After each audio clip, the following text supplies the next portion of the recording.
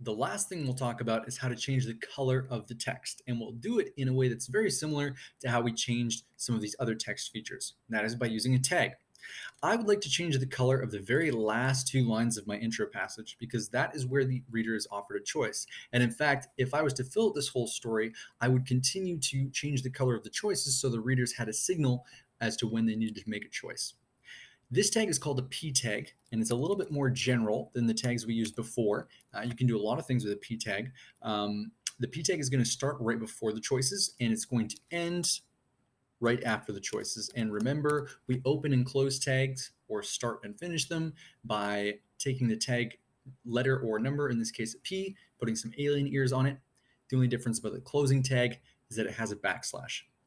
Now, a P tag or paragraph tag isn't very descriptive, and in fact, if you just put a P tag on something, nothing will happen. You need to add some more features to the P tag to have an effect. And to do that, we need to sneak a little bit more in with the P between the alien ears when we open up the tag. So I'm going to go in and give it a space, and I'm going to define some style features by typing style equals, and then a set of two quotation marks.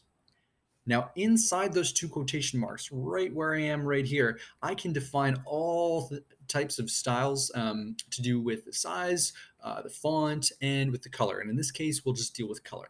And to change the color inside these quotation marks, we have style equals quotation marks, no spaces. This is important. We're going to type color, colon, and red, followed by a semicolon.